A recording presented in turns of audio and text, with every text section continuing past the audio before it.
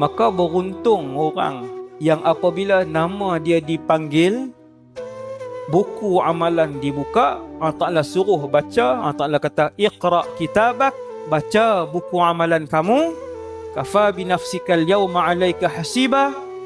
Kemudian dimulakan perhitungan. Kemudian datang peguam-peguam beliau.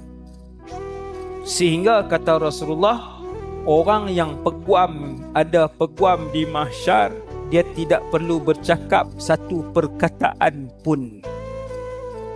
Tapi kalau tak ada peguam, Allah mula hitung daripada hari pertama dia baligh. Mula hari pertama dia baligh, lalu Allah tanya, ni kenapa buat macam ni? Jawab satu. Datang surah Baqarah, datang surah Ali Imran. Itu antara peguam bela di padang mahsyar untuk ahlul Quran.